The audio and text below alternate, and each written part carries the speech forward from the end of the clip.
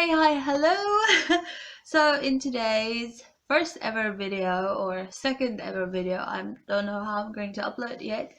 I am going to talk about exam preparation. I'm writing one of my first exams for my second semester online yet again because of the whole COVID thing. I mean, most of us are writing it online. There's no other option, basically. So we just have to roll with the punches and do it.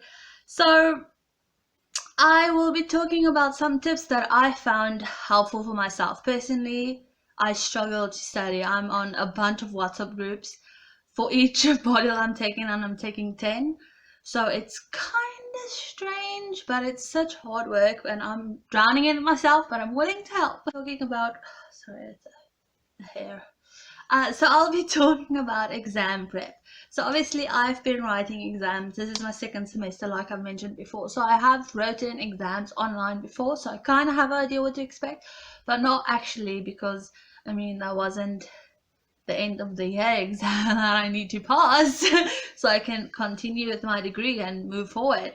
So this is a completely new environment. This is something that's different to all of us and something that's challenging. And if you're struggling, it's okay to go get help. I mean, like I said, I'm on 10 different, well, nine, because one of my modules I couldn't find a group for it.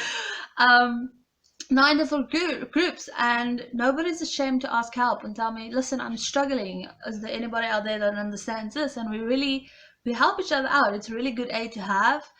And I mean, honestly, if you can get on a group like that with other students, I encourage this so much. Even on the websites, we have a discussion tab where you can go and you can ask questions and you can discuss things with other learners, and this has been so helpful during this time. Talk about things that really helped me in this situation. Another thing that's really important is to know the exam dates. I know this sounds so stupid and like duh, but really it's important to know the dates and the times, because some exams are like 2 hours and then other exams give you 5 hours. So it really depends on the class you're taking, but make sure you know the dates and the times. I have mine actually up on my fridge, so I know each time I go there, I see my exam, I see the dates I'm writing. My first exam is in 2 days. Before I start with my tips, I know all of us are writing online, so it's open book, obviously, because how are they going to monitor this?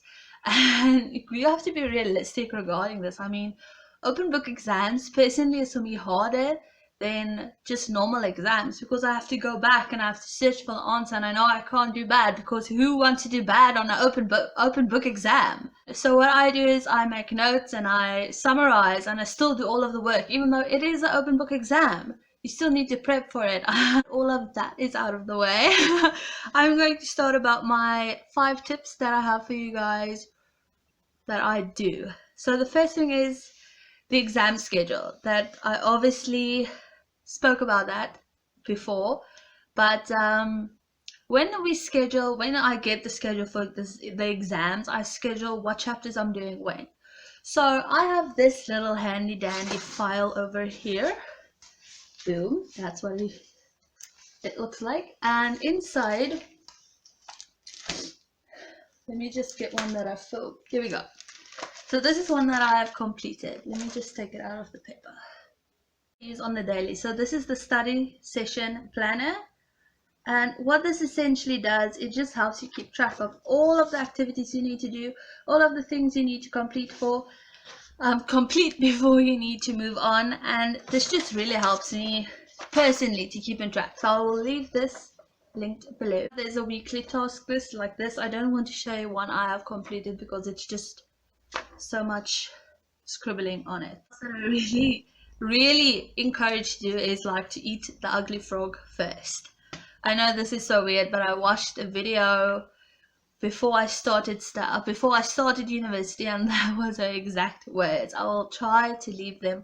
I actually think it's the person that created this resource. And it basically means just to start with the hardest part first. If there's a chapter you don't understand, start with that first. In chapter of certain subject hard in a module, start with that one. Get it done and dusted. Have it ready, understand it, make sure you understand it, and revise everything when you go back to the exam. When I study, I do the 20 minutes to 5 ratio, so I study 20 to 25 minutes or 30 minutes or 20 minutes. Let's be realistic. I study 20 minutes. Then I take a 5-minute break. Usually I stretch, get some water, go to the bathroom. Then I come back, another 20 minutes, 5 minutes breaks. Sometimes when I'm really studying, I don't take the breaks because it's not necessary to take the break every single time.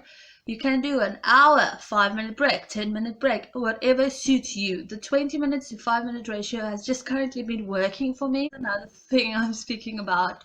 Personally, when we are assigned modules, when you pick your modules, you get all of the information and you start to study and you put in your hand in your task and all of that. There's no homework given for you, so the activities you need to do yourself.